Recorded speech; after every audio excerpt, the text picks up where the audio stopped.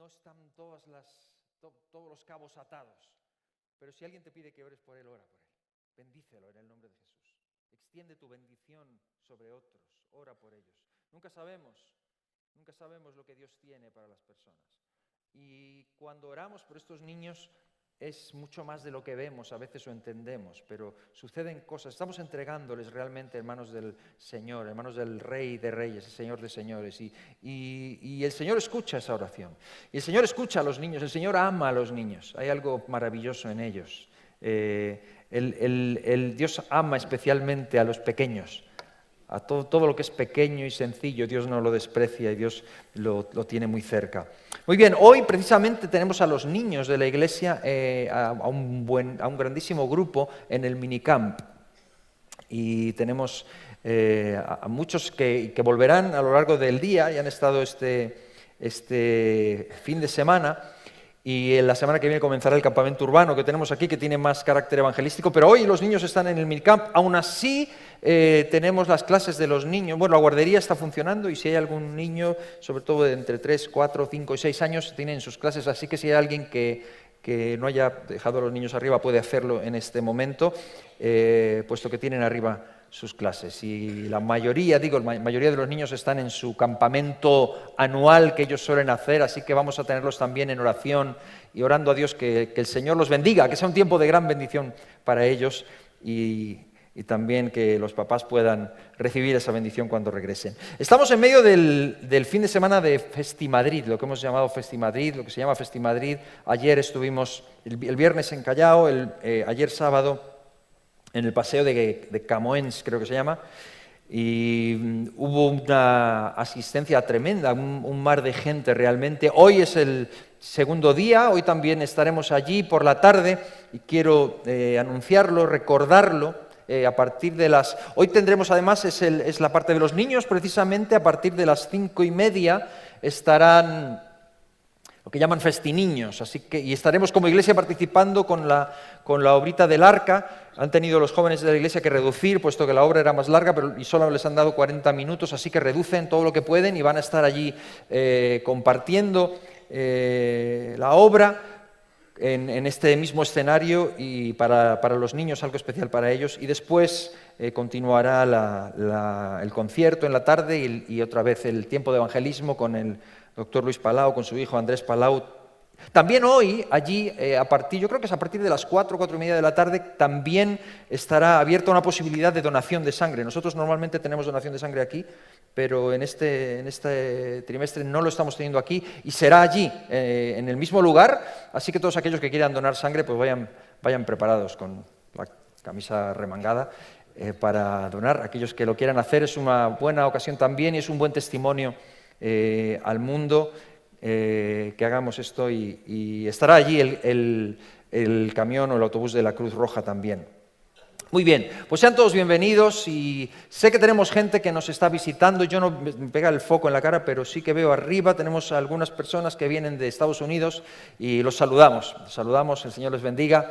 Saludamos a todos los que nos visitan también, por primera vez, Dios les bendiga. Hay personas que solamente hablan inglés, así que tenemos una hermana arriba que va a estar traduciéndoles de forma simultánea, y no tenemos los aparatos, así que si oyen jaleo por arriba, o si oyen a alguien que está hablando, está traduciendo simultáneamente. Así que tratemos de no distraernos con eso y vamos a concentrarnos en la palabra del Señor. Es una bendición recibir hermanos de fuera también, y especialmente ellos vienen con el equipo de Luis Palau y están entre nosotros en este fin de semana y querían visitarnos hoy. Así que bienvenidos, el Señor os bendiga mucho.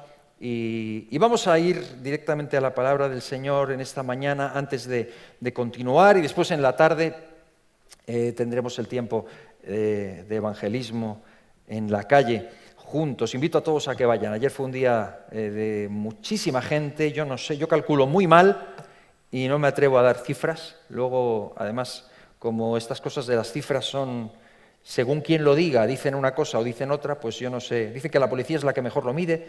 No lo sé, pero sé que hay fotos, hay reportajes que se han hecho y se ve realmente un mar de gente. Desde arriba, desde la plataforma, se veía un mar tremendo de personas y creo que es muy importante. Y cuando el mensaje evangelístico salió y personas mostraban, ¿no?, con sus linternas, con sus luces,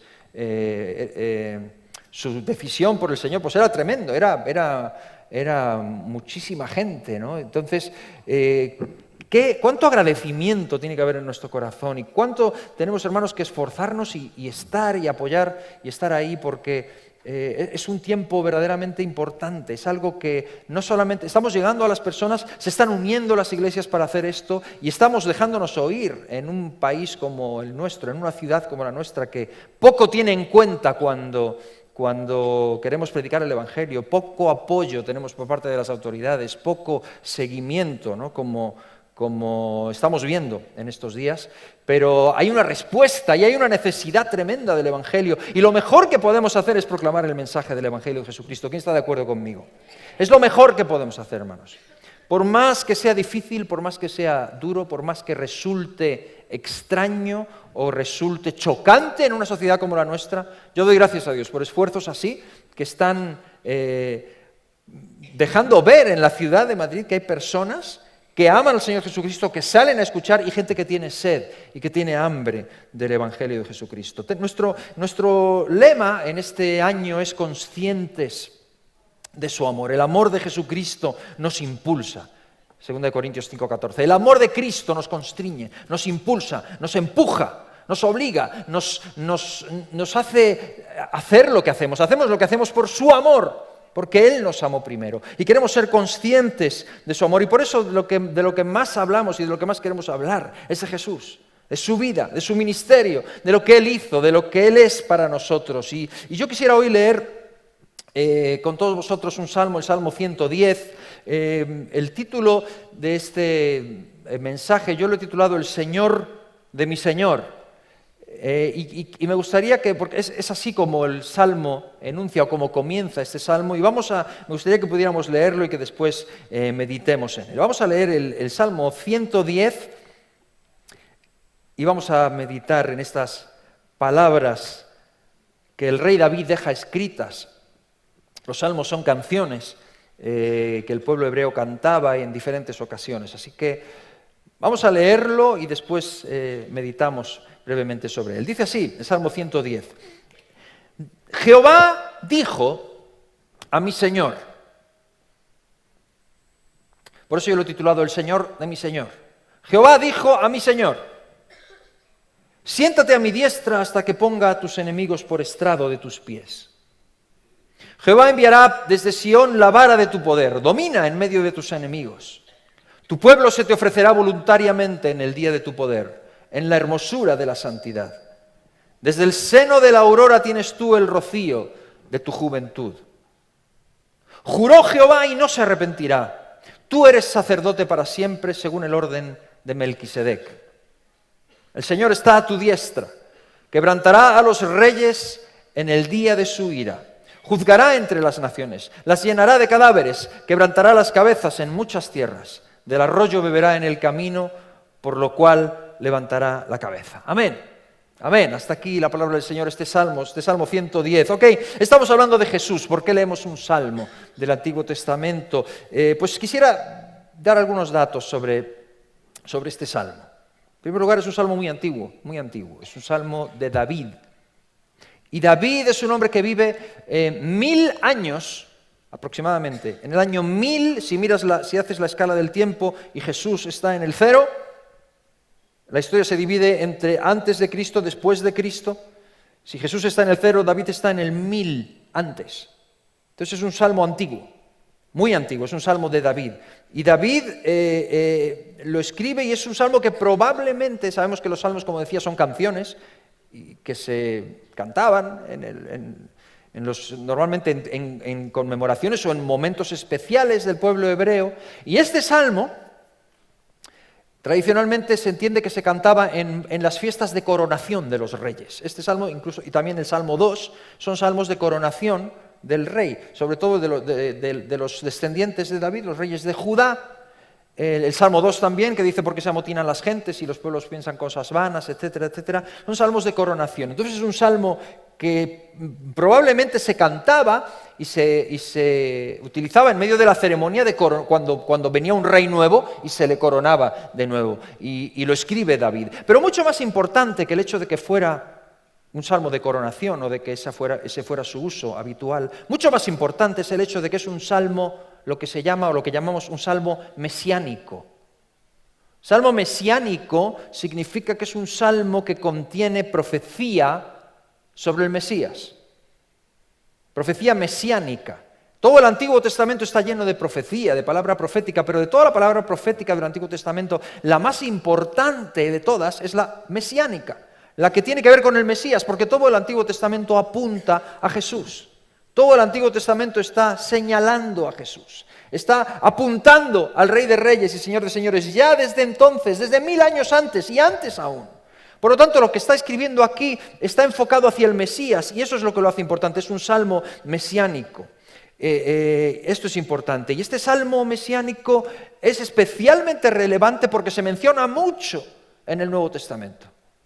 Es muy mencionado, se menciona hasta 21 veces.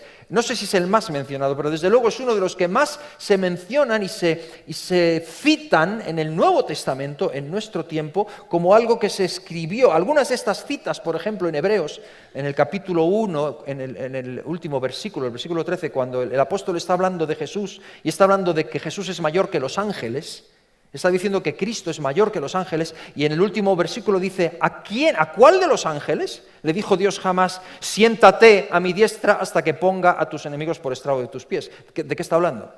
Del Salmo. Está citando el Salmo. Está diciendo algo que está aquí escrito. Y está dejando claro cuál es su contexto y qué es un contexto mesiánico. O después en el capítulo, en Hebreos es un libro que lo menciona mucho, en el capítulo 5, 6 y 7 habla mucho del sacerdocio y dice, tú eres el sacerdote según el orden de Melquisedec. Y eso es lo que dice este salmo. 1000 años antes de Jesús. Y Hebreos lo está diciéndolo como que eso se ha materializado en Jesús, y habla del futuro también. Al final, en los últimos capítulos, habla de que Jesús está sentado a la diestra de Dios esperando a que todos los enemigos sean puestos por estrado de sus pies, lo cual es una cita del Salmo. Y así, y habría muchísimas, no acabaríamos si miráramos todas las citas en el Nuevo Testamento de este Salmo 110 que hemos leído. Por eso hablamos de Jesús y leemos un Salmo, porque el Salmo tiene que ver con Jesús. Está hablando de Él, ese es el contexto. Y no vamos a mirar todas las citas del Nuevo Testamento, pero yo sí quería mirar una por lo menos, que me gustaría leerla, que se encuentra en Mateo 22, porque resulta que no es simplemente el Nuevo Testamento, sino que Jesús mismo cita el Salmo. Jesús lo habla, lo dice. Y lo dice, y lo vamos a leer ahora en Mateo 22, lo dice en un contexto, en una situación en la que le estaban rodeando y le querían enredar, y le hacen preguntas, le hacen la pregunta del César, de la moneda, de quién es la cara de la moneda, le cuentan la historia esta de una mujer que se casó y se murió el marido y se volvió a casar y se le volvió a morir, se mueren 7 maridos, no sé qué les daba, pero se mueren todos y al final también muere ella y la pregunta, ¿y con quién de ellos estará en el cielo? Porque claro, porque tal, y Jesús, le hacen 1000 preguntas para enredarle y al final no podían con él. Y como no podían enredarle, se quedaron callados. Y entonces Jesús pasa a la ofensiva y empieza él a hacerles preguntas a ellos. Dice, vale, ahora voy a preguntar yo. Y esto es lo que quiero leer. Y fíjate lo que dice en Mateo 22, en los versículos del 41 al 45. Les dice así, estando juntos los fariseos, después de toda esa retahíla de preguntas, Jesús pasa a la ofensiva y les pregunta. Y les dice, ¿qué pensáis del Cristo? ¿De quién es hijo? Le dijeron, de David. Y ahora dice Jesús, Él les dijo, pues ¿cómo David en el Espíritu le llama Señor? Por eso decía el Señor de mi Señor. ¿Cómo David, si es su hijo, le llama Señor? Diciendo, dijo el Señor a mi Señor, siéntate a mi derecha hasta que ponga a tus enemigos por estrado de tus pies. Pues si David le llama Señor, ¿cómo es su hijo?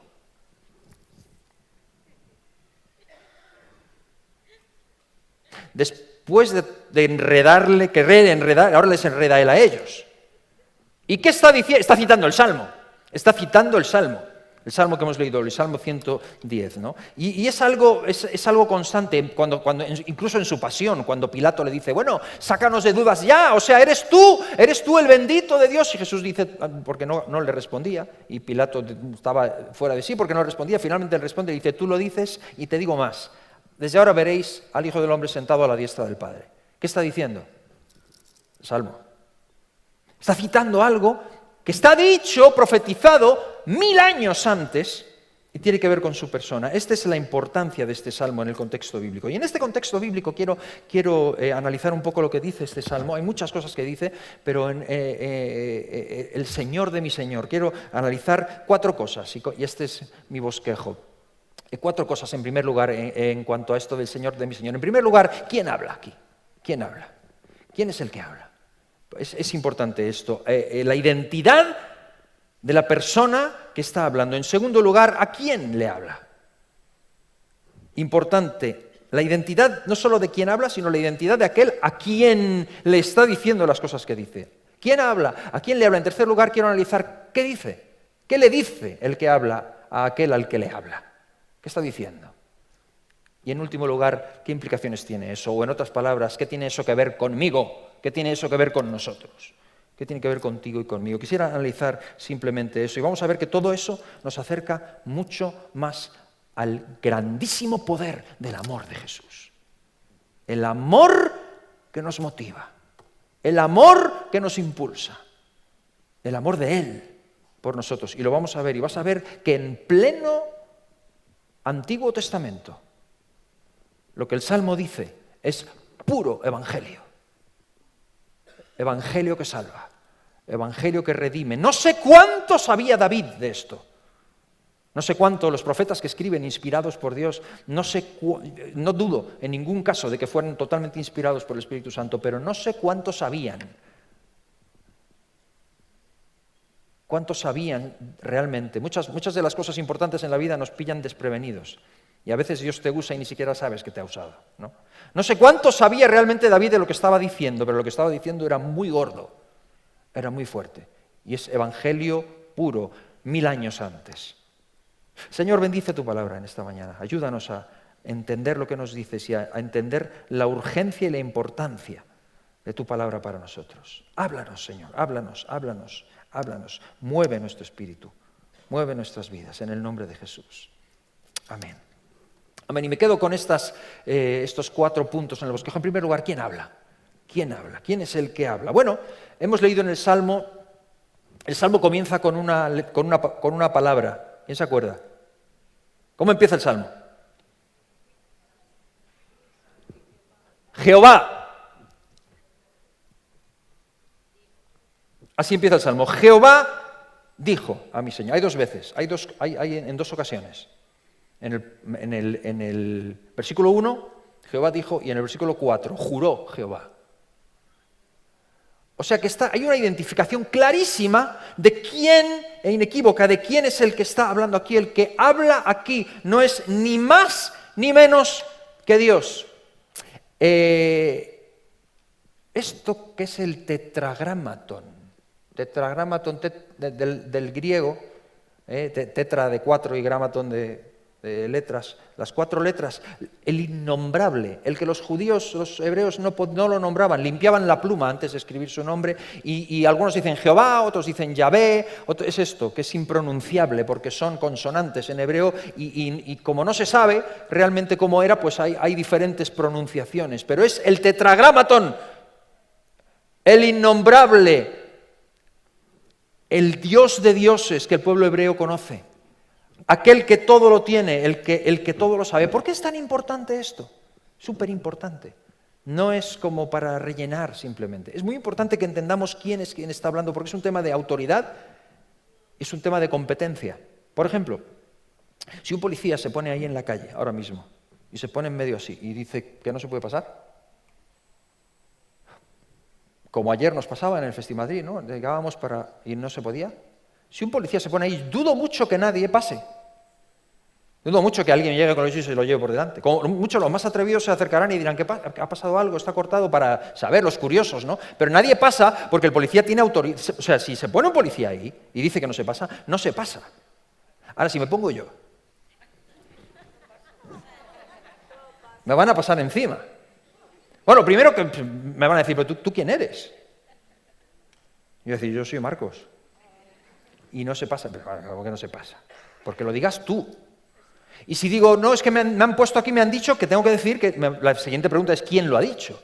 Pues porque realmente a veces lo más importante no es tanto la información, sino quién está dándose, quién está diciendo lo que dice. Es un tema de identidad y es un tema de autoridad. A fin de cuentas, la identidad del que habla es lo que le confiere o le resta autoridad a la afirmación. ¿Quién está hablando? ¿Quién dice eso? Hace mucho íbamos a celebrar un evento y estábamos en un sitio y estábamos preparándolo. Y yo quería saber qué tiempo iba a hacer y estaba yo mirando la app mía, la de Apple, la mejor, la que te dice el tiempo que va a hacer. Y la señora que estaba al lado, que vi que era de allí, del pueblo, me decía, ¿qué estás mirando? Esa no. Dice, esa no vale. Dice, esa te dice ahora esto. Dice, pero esa en 2 días cambia. Dice, esa no la puedes hacer caso. Dice, yo te voy a decir, yo vivo aquí. Yo he visto esto muchas veces ya. La que vale es esta. Y me dijo una que no la conoce nadie. Pero dice, esta te dice, esta fíjate, la que te dice, esos son los grados que va a hacer. Y si dice que llueve, llueve. Esta sí que es buena. Y uno, claro, la información la puede dar cualquiera, pero ¿quién la está dando? Porque eso es lo que le va a conferir identidad, le va a dar autoridad. O sea, ¿quién es el que está diciendo, y pasa con todo? O sea, perdón, si hablamos aquí, si hablamos de enfermedades o de medicina, pues tendrá más valor lo que diga un médico que lo que digas tú, ¿no? ¿No? O sea, en una sociedad como la nuestra, en la que todo el mundo tiene derecho a hablar y todo el mundo se fomenta mucho y se pondera muchísimo eso de que yo tengo derecho a decir, sí, tú tienes derecho a hablar todo lo que quieras. Pero el derecho a que se te escuche te lo tienes que ganar. Porque la autoridad, tiene mucho que ver quién lo está diciendo. Entonces, si lo dice un médico, perdona, yo voy a hacerle caso a él, es así. Pero es que esto pasa en todo, en todas las disciplinas. Si hablamos de música, si hablamos de electricidad, si hablamos de ingeniería aeronáutica o de planchar una camisa. O sea, ¿tú quién eres? ¿Qué estás hablando? ¿Quién lo dice? Quien lo dice tiene algún tipo de autoridad. Pero esto pasa en cosas espirituales también. Mucho más, incluso con la palabra de Dios, que es nuestra mayor fuente de autoridad. Acuérdate en Mateo capítulo 4, en la tentación de Jesús. Satanás conoce la palabra y Satanás cita la palabra y cita versículos y las citas eran correctas. ¿Pero quién lo dice? Porque Jesús le rebatió totalmente y lo que citaba era correcto. Y es que tú puedes ser escrituralmente correcto, pero espiritualmente incorrecto. O puedes ser espiritualmente e intencionalmente correcto, pero escrituralmente incorrecto y tampoco funciona. Entonces es importante quién está diciendo, ok, señores, aquí quien habla es el tetragramatón. Calle delante de él toda la tierra. Más vale no contradecirle, porque quien está hablando es el más grande de todos. Y nosotros tenemos que tener claro quién dice lo que dice. Por eso dice la Biblia, y por eso Jesús se apresuró en decir en Mateo 7, 20, vendrán muchos hablando. Porque hay argumentos que suenan tremendamente espirituales, pero ¿quién lo dice? Jesús dice, vendrán muchos hablando, pero por sus frutos los conoceréis. Por sus frutos, no por sus palabras. Por sus frutos, por su vida. Incluso en Hebreos, cuando habla de los pastores y de los líderes, dice, acordaos de vuestros pastores que os predicaron la palabra, considerad su fe, considerad su conducta y el resultado de su conducta e imitad su fe. Considerad. Que nadie, porque sea o porque tenga un puesto o porque tenga un lugar, es otra cosa lo que confiere autoridad. Ok, aquí quien está hablando es Yahvé, el Rey de Reyes, el más alto. Por lo tanto, hay dos cosas aquí. Si quien habla es Yahvé, si es Jehová, primero sabe lo que dice. De esto sabe. Él sabe. Y segundo, no miente. Nunca ha mentido. Por lo tanto, si él abre la boca para hablar, Jehová de los ejércitos, de que dice el Salmo 29, su voz voz de Jehová sobre las aguas, voz de Jehová que hace temblar el desierto, voz de Jehová que desgaja las encinas, que desnuda los bosques, que arranca los cedros del Líbano, voz de Jehová que extiende llamas de fuego por donde va. La voz de Jehová, si Jehová habla, Él sabe lo que habla y no miente. Podemos tener total certeza de que lo que está diciendo es verdad porque Él nunca ha mentido. Por tanto, cuidado con el primer punto. ¿Quién habla? Es Yahvé el que habla. Es el más grande. Haremos bien en prestar atención a lo que dice, porque sabe lo que dice y no miente. Segundo punto, ¿a quién le habla? ¿A quién habla? Importantísimo. Crucial, porque este punto, esta parte, es lo que convierte al Salmo en mesiánico. Esta parte, ¿a quién le está hablando? ¿A quién le está hablando? Pues al Mesías. Le está hablando a Jesús, por eso lo hace mesiánico. Aquí aparece una cuestión que ni los rabinos del Nuevo Testamento, de los tiempos de Jesús, podían resolver. No podían contestar. Este es el conflicto que tienen con Jesús. O sea, ellos conocen a Yahvé. A Yahvé lo conocen, Yahvé es su Dios, teóricamente conocen, tienen la Escritura, tienen la profecía. Yahvé es el creador del universo y que nadie les toque a su Yahvé. Ellos saben de eso. Y también saben que Yahvé habla. Eso entra dentro de lo que cabe esperar de Yahvé. Yahvé habla, ha hablado siempre, ha hablado a través de sus profetas. Ellos tienen la Escritura y ellos tienen a los profetas, ellos tienen a Yahvé y son el pueblo elegido. Otra cosa es que hagan caso a los profetas, que luego, según cómo, que es lo que tiene la religión, ¿no? Que somos muy religiosos y todos vacunados y todos con la cuestión, pero si de pronto va en contra de nuestros intereses, tratamos de encontrarle a ver de qué manera le puedo encontrar la vuelta y sin ofender o sin contradecir a lo que digo que creo, pero seguir haciendo lo que yo... Eso es religión, ¿no? Y esto es lo que ellos hacían, los profetas, sí, Yahvé, pero luego los apedreaban a los profetas de pronto, si decían algo que no les gustaba escuchar. Ahora, que Yahvé hablaba, ellos eso lo entendían perfectamente. Y sabían que Yahvé era el más alto y que no había otro Dios como Él. Ahora, el problema viene cuando ven aquí que David, el rey David, dice, Yahvé, dijo, a mi Señor. Un momento.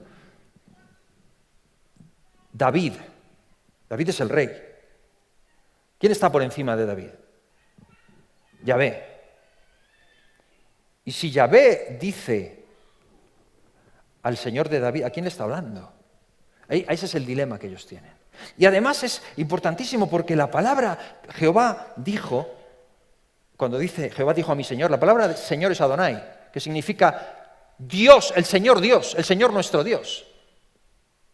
Entonces, claro, cuando Jesús les pregunta no saben responder a eso, pero lo que está diciendo es implícito. No solamente está hablándole Yahvé a algún señor que está por encima de David, sino que Yahvé está poniendo a alguien a su altura.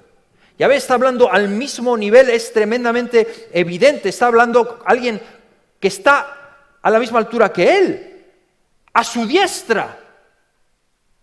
Yahvé, el que no comparte la gloria con nadie. Yahvé que ha repetido hasta la saciedad, no hay Dios como yo, no hay fuerte como yo, no conozco ninguno. Yahvé que en el Éxodo, en el capítulo 20, cuando da la ley, dice, no tendrás dioses ajenos delante de mí. Ahora resulta que comparte su gloria al mismo nivel con alguien.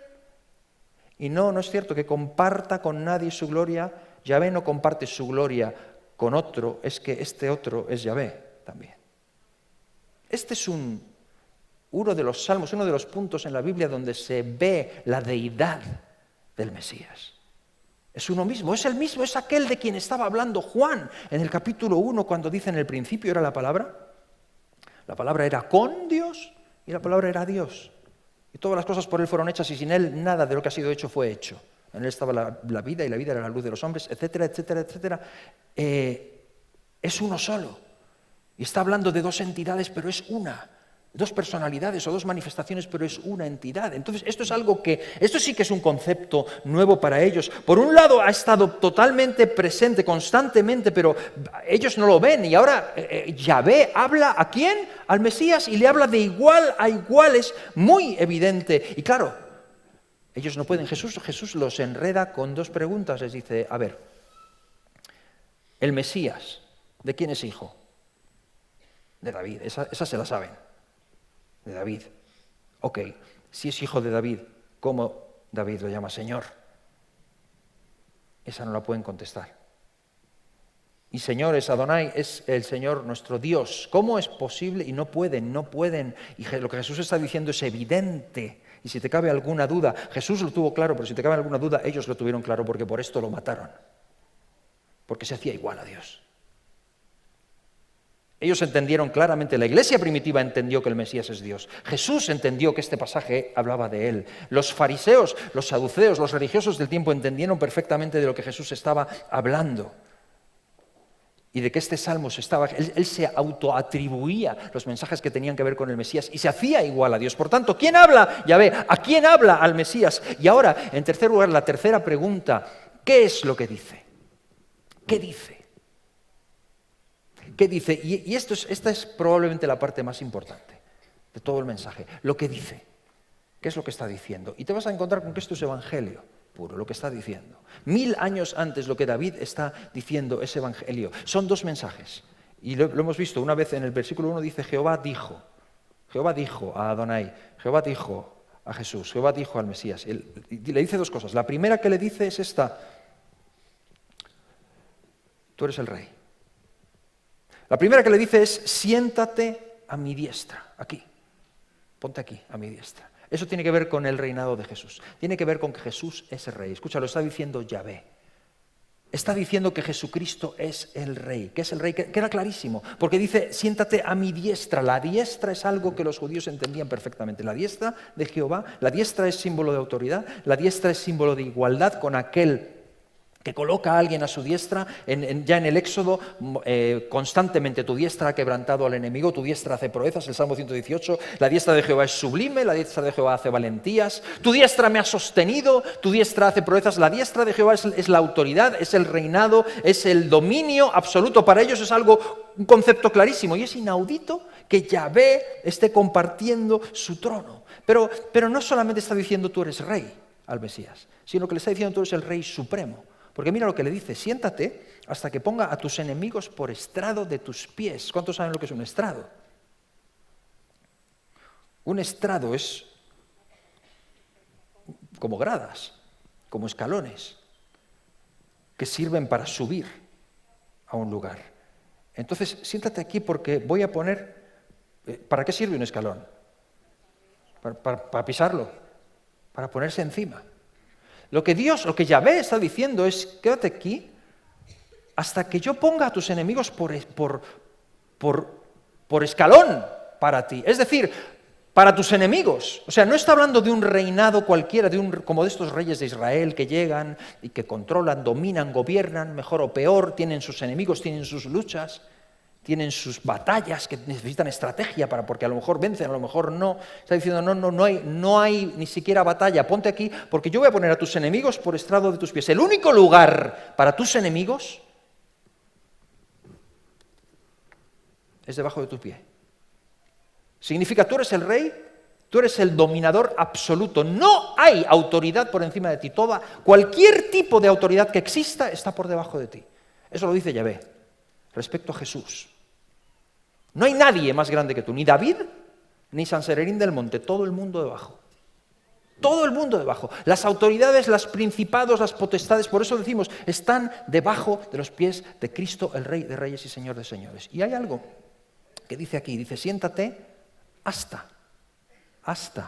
Por lo tanto, hasta tiene que ver con tiempo. Siéntate hasta que ponga a los enemigos por estrado de tus pies. Significa que no están todavía. No todavía vemos. Esto es una profecía, esto es una realidad. Esto es algo que podemos apropiarnos de ello y entenderlo y creerlo por la fe, pero no es algo que vemos todavía manifestado. Porque si yo dijera aquí ahora mismo, Jesús está sobre encima de todo dominio y de toda autoridad y todo está bajo sus pies, alguien diría, pues yo todavía veo cosas, yo todavía veo lágrimas, yo todavía veo dolor, yo todavía veo injusticia, yo todavía veo cosas que no están en orden todavía. Y es cierto, no están todavía. Porque la palabra es siéntate hasta que ponga a los enemigos por estrado de tus pies. No hay nada más seguro. Él es el Rey de Reyes, Él es el Señor de Señores, Él es el que domina sobre todo. No lo vemos manifestado todavía. En 1 Juan capítulo 3, versículo 2, esto pertenece a este tipo de profecías que las tomamos por la fe, aun cuando no las vemos, porque apuntan a un futuro que es impepinable, que viene de forma ineludible. En 1 Juan 3, 2 dice, amados, ahora somos hijos de Dios, pero todavía no se ha manifestado lo que seremos. Pero cuando le veamos a Él, seremos como Él es, porque le veremos a Él cara a cara y seremos como Él es. Y toda la creación, dicen Romanos, está esperando, gimiendo, esperando la manifestación gloriosa de los hijos de Dios. Por lo tanto, Jesús es el Rey de Reyes. ¿Cuántos creen esto? Todo está bajo sus pies, pero hay cosas que todavía no vemos. Entonces, escúchame, no te desesperes. Si tú ves que aspectos de tu vida todavía no están del todo bajo el dominio absoluto como a ti te gustaría verlo, porque yo siempre lo repito, esto no es el milenio todavía. Pero esto es como el que tiene una prometida. Y dices, ok, todavía no somos matrimonio, pero tenemos fecha. Tenemos fecha, tenemos un compromiso. Y los compromisos que Dios hace no los rompe. Tenemos un proyecto, tenemos un día. Y vamos en una dirección. Y esto está sellado. Esto no se rompe. Y los pactos de Dios no se rompen. Y esto es algo que veremos tarde o temprano. Todo está bajo el dominio del Señor Jesucristo. Incluso las cosas que no vemos o que no sentimos. ¿Okay? Incluso cosas que nos pueda parecer que se escapan. No hay nada que se escapa de su control. Y Jesús está sentado a la diestra del Padre como Rey absoluto esperando. Y se manifestará. Y hay cosas, ayer hablábamos de política en algunos países. En España, me preguntaban, ¿pero aquí también es así? ¿Aquí hay corrupción también? Aquí en España, aquí se vive muy bien. Y yo le decía, mi hermano, aquí puede que sea más sofisticada la corrupción, pero a verla, hayla, como en todos lugares, porque el ser humano es corrupto. O sea, si tú piensas que por venir aquí a España a vivir vas a escapar de lo que estás viviendo en otro lugar y crees que esto es el paraíso, olvídate. Esto es peor. Aquí cuando hay elecciones uno no sabe a quién votar tampoco. La corrupción es igual, está en el ser humano. Y esto solo lo soluciona el reinado justo del Mesías. Nosotros no estamos llamados a hacer política.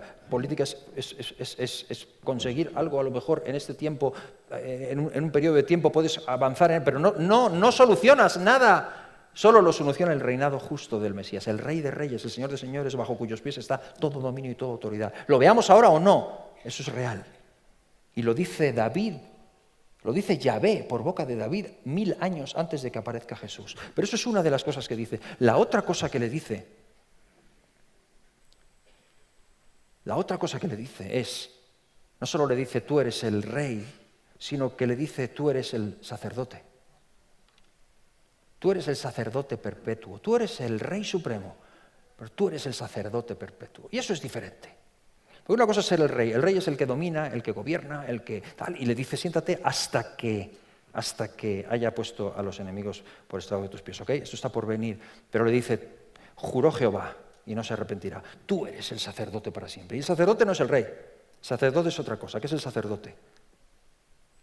El sacerdote es un intermediario entre Dios y los hombres, ¿o no? Él es quien acerca a Dios a nosotros. Y Él es quien nos acerca a nosotros a Él. Él es el que está en medio de Dios y la gente. El sacerdote es el que sirve al pueblo. El rey domina, gobierna, pero el sacerdote sirve al pueblo y se mancha las manos con el sacrificio. Intercede por el pueblo, representa a Dios ante el pueblo, pero representa al pueblo ante Dios. Y ser sacerdote es humillante. Porque es lidiar con cosas que un rey no lidia. Un rey se dedica a otra cosa. Un rey domina, un rey gobierna. Y eso llegará. Pero Yahvé dice que Jesús es el sacerdote. Para siempre.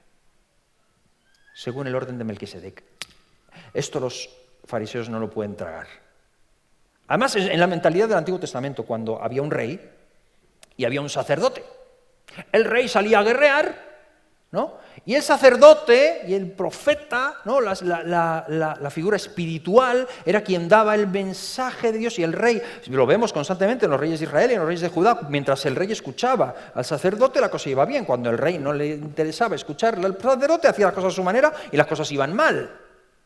El sacerdote era la autoridad espiritual, pero luego estaba la autoridad del rey, que era la autoridad política, el poder ejecutivo y todo eso, ¿no? El rey hacía esto y el sacerdote era otra cosa. Y ellos entendían, no nos vengas a hablar de sacerdocio, no nos vengas a... Nosotros tenemos un sistema que funciona con corderos, con mucha sangre, con un altar, y que nos lo ha dicho Moisés, que lo hagamos en el Sinaí. Y Yahvé, 1000 años antes de Jesús, ya viene a decir, el sistema de Aarón va a quedar obsoleto, es temporal. Todo lo que pasa en el Antiguo Testamento es temporal, es sombra de lo que había de venir. Llega Jesús, y no voy a meter, porque eso es de Hebreos y habla mucho de Melquisedec, quién era Melquisedec y todo eso, pero solamente entendamos esto. En Israel hay un sacerdocio que es según Aarón. Aarón es la línea de Aarón. Jesús no tiene nada que ver con Aarón. Jesús es según el orden de Melquisedec, y quédate con esto, es otro orden. Melquisedec no tiene generación, no tiene tiempo, no tiene absolutamente nada, es otro orden, es lo que Dios tiene. Jesús es el sacerdote para siempre. Se acabó el tema de Aarón, se acabaron los sacrificios. Él es el mediador. Y eso no es hasta que ponga eso es ahora, eso es actual. Esa segunda frase, tú eres el sacerdote, esa sí que es actual, esa es ahora. Para nosotros, porque Él es el que nos representa. Y Jesús esto es lo que ellos no entendían. Había un rey y había un sacerdote, pero ahora resulta que es todo en uno. El rey es el sacerdote. Esa es la importancia de conocer a Jesús. Porque Jesús lo es todo. Él es Dios, Él es Yahvé, Él es el Creador, Él es el Salvador, Él es el juez, Él es el rey, Él es el sacerdote, Él es el sacrificio, Él lo es todo. No hay nada que no sea Él. No hay nada que no sea Él. Él es absolutamente todo. Entonces Yahvé, 1000 años antes, ya le habla al Mesías proféticamente y le dice, tú eres el rey, y tú eres el sacerdote para siempre, y eres el rey absoluto. Y termino diciendo, o sea, ¿qué tiene esto que ver con nosotros? ¿Qué implicaciones tiene? ¿Qué tiene que ver con nosotros? Tiene que ver todo, absolutamente todo en nuestras vidas. En cuanto a que es rey, fíjate que aun cuando no lo veamos y aun cuando no lo sepamos, somos sus siervos. Somos sus siervos. El Salmo, lo que pasa es que el Salmo dice,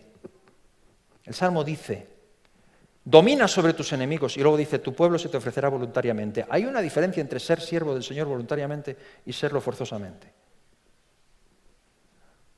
A los enemigos solo los va a dominar. Y llegará un día en que toda rodilla se doblará y toda lengua confesará que Jesucristo es el Señor. Yo me gozo mucho porque voy a ver a Hitler, a Stalin, a Napoleón, a todos los terroristas del mundo, a todos los ateos agnósticos, a todos los cínicos y a todos, doblando rodilla. ¿Qué te crees? ¿Voluntariamente? No, a la fuerza. Bajo sus pies. Eso viene, tarde o temprano. Pero escúchame, es mucho mejor humillarse ante Dios que ser humillado por Él un día. El pueblo se le ofrece voluntariamente. Entonces, somos sus siervos. Cantábamos una canción que sacamos de un tema de Bob Dylan antiguo que decía, you gotta serve somebody. Estás sirviendo a alguien. Puede que seas rico, puede que seas pobre, puede que seas alto, puede que seas bajo, puede que seas guapa, que seas fea, que seas gorda, que seas flaca, que seas alemán, que seas español, que seas americano, que seas chino, que seas latino, pero estás sirviendo a alguien.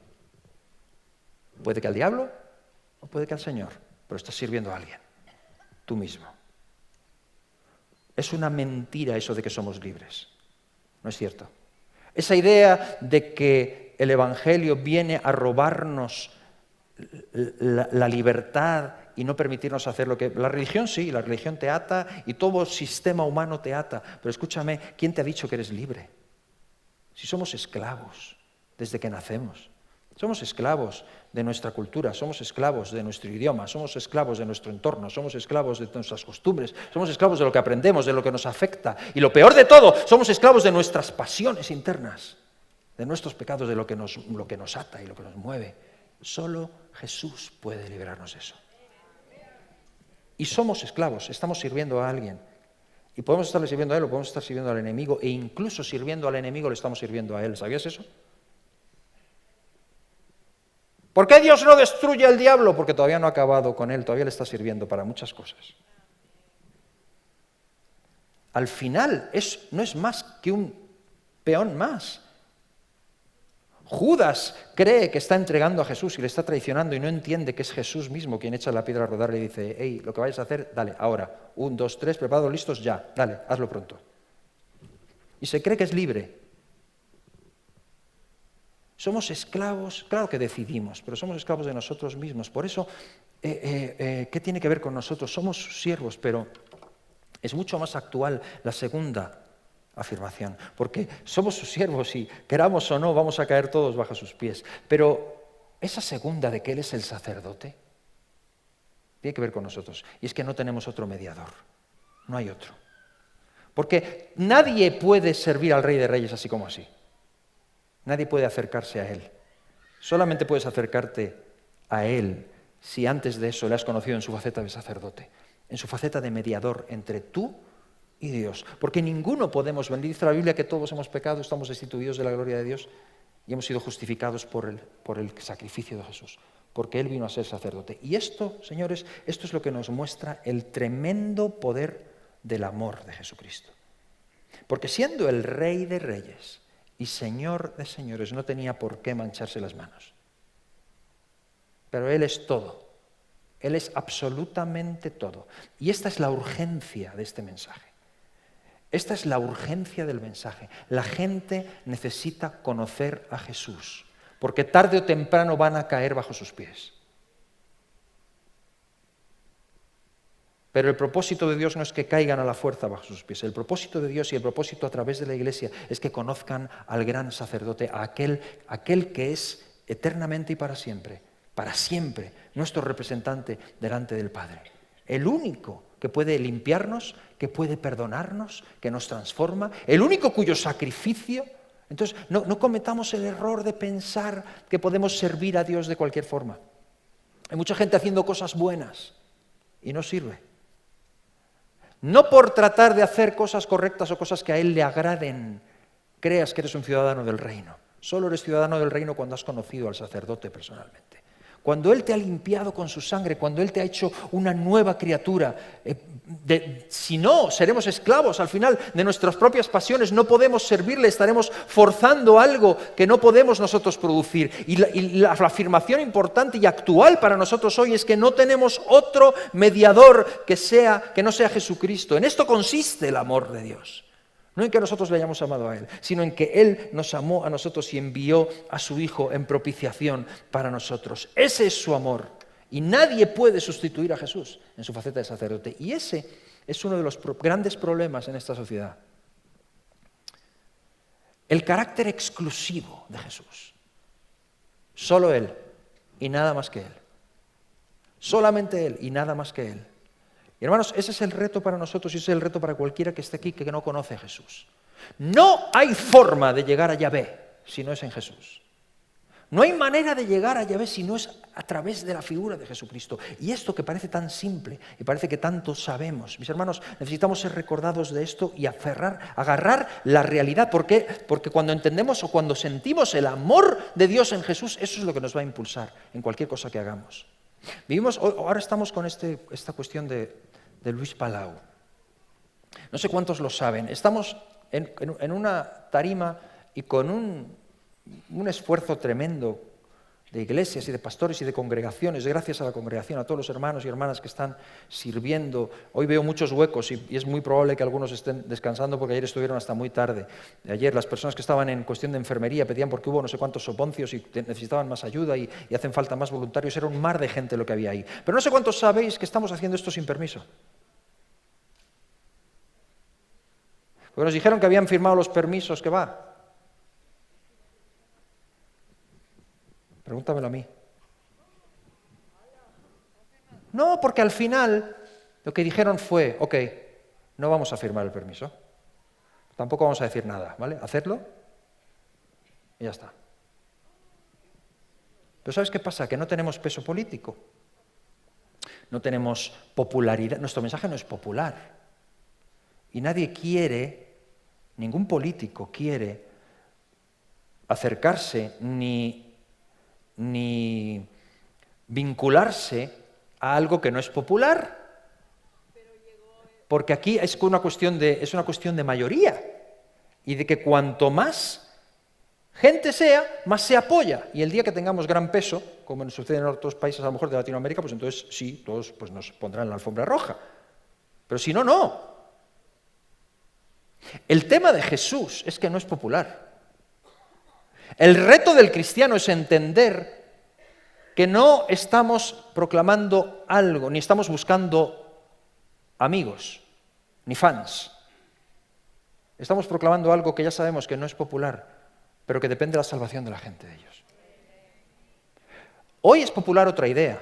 Ayer hablaba con uno de los artistas a quien Dios le ha abierto una puerta muy grande con artistas y cantantes seculares. Y hablábamos de una conversación que había tenido muy recientemente con un artista, un cantante famoso, muy famoso. No voy a decir su nombre, pero muy famoso y además muy bueno, un buen músico. Yo soy fan de él y como músico.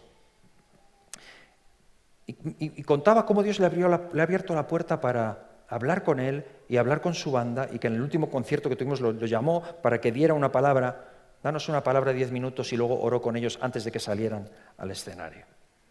Y entonces hablábamos de esto y decíamos, y comentábamos, ¿no? Y él decía, la realidad es que Dios ahí me ha abierto una puerta y estábamos orando, ¿no? Yo oraba por él y que el Señor le dé gracia, etcétera, etcétera, porque es un campo virgen, hay un campo tremendo, ¿no? Pero lo que veíamos y lo que hablábamos y lo que yo veo es esto también. O sea, cuando hay gente, y en España hay mucha gente fuera, que tienen experiencia y tienen experiencia espiritual. Conocen la espiritualidad en diversas formas. Y si tú vienes con tu espiritualidad, te van a decir, bienvenido, ven, dame lo tuyo también. Porque un poco como los vikingos, cuantos más dioses, mejor, porque si me falla este, pues por lo menos tendré este otro. A ver, es una especie de superstición y de espiritualidad en la que cuanto más metamos en el bote, mejor. Y la idea popular es esa, cuanto más tengamos en cuanto a espiritual, venga, vamos a incluirlo. ¿Y esto qué es? Jesucristo. Muy interesante, cuéntanos. Y óranos, venga, ponme la mano aquí, que seguro que me va a hacer bien. No sabes el bien que me haces. Pero no voy a soltar esto otro también, porque es que yo por otro lado tengo esto también y luego tengo mis dioses. El problema con Jesús es que es exclusivo. Eso no mola. En esta sociedad eso no tiene gran cabida. Eso de que solo en Él, eso de que Jesús es el único camino, eso es impopular. Eso es impopular. Pero Jesús es el único camino. El único camino al Padre es Jesús. Y a menos que la Iglesia tengamos claro eso, esa es la urgencia del mensaje. Eso es lo importante del mensaje. Eso es lo que incomoda del mensaje. Él es el único sacerdote y además para siempre. No hay otro. Según el orden de Melquisedec. No cometas el error de volver para atrás o pensar que ahora, como a algunos sucede, incluso en la Iglesia, que nos entran esas fiebres de que ahora hay que hacerse judío, o hay que ponerse una kipá, o hay que empezar a bailar, o circuncidarse. Escúchame, pero si Jesús vino a abolir, aquello era sombra. Está muy bien, como yo amo a Israel y a mí me encanta, yo he estado allí y Dios nos libre de hablar mal de Israel, y bendeciré a los que te bendigan y maldeciré a los que te maldigan. Pero escúchame, mi salvación no depende de mi pasaporte, ni de ninguna marca externa, ni de ningún baile folclórico, ni de celebrar el Shabbat. Depende de que mi vida esté bajo el señorío, bajo el sacerdocio de Jesús y bajo su señorío. Él es el sacerdote para siempre. Él es el rey para siempre. Y aquellos que han pasado por su sacerdocio se convierten en siervos voluntarios de Él, porque entienden que Él es el rey. entienden que es su señorío. Por eso estamos doliéndonos los pies y hasta tarde en sitios como ayer. En cosas que dices, hasta yo mismo digo, ¿qué efectividad tiene lo que estamos haciendo? No lo sé. No lo sé. No sé qué efectividad tiene, medible o no medible. Hay metodologías que funcionan mejor en unos lugares que en otros, pero sí sé una cosa, el poder de Dios sobrepasa metodologías. El poder de Dios llega a personas mucho más allá de lo que entendemos o de lo que podemos medir. Así que si el Rey de Reyes sale a la batalla, salgamos tras él. Si el Rey de Reyes mueve sus tropas, salgamos con él. Él es nuestro sacerdote. Él nos ha limpiado, Él nos ha salvado.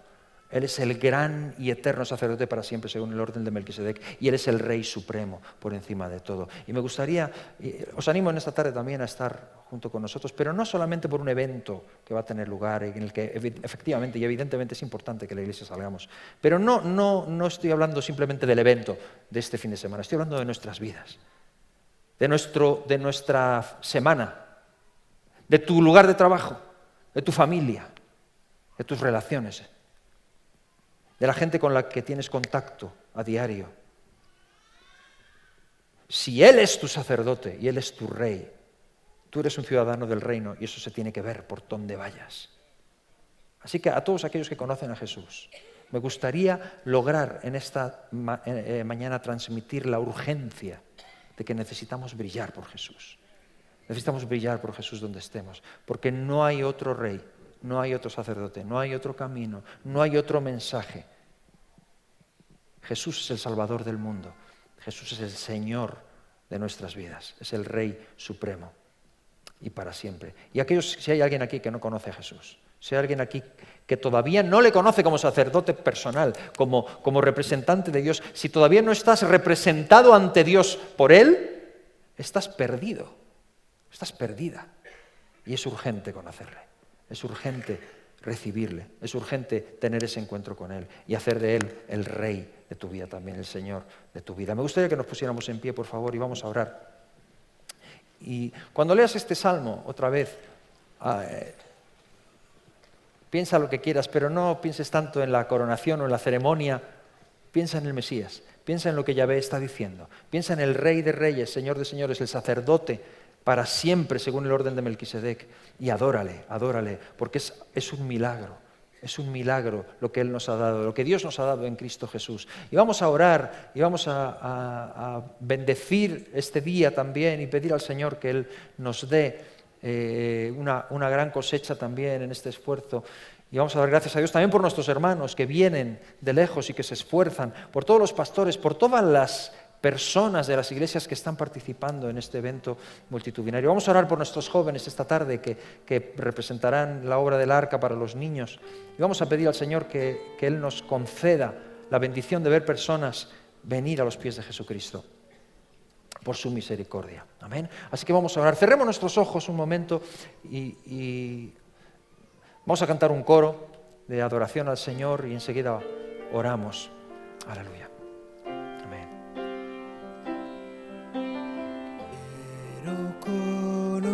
Que quiero conocerte y experimentarte, Señor. Y experimentarte, descubrir tu rostro cada día más. Cada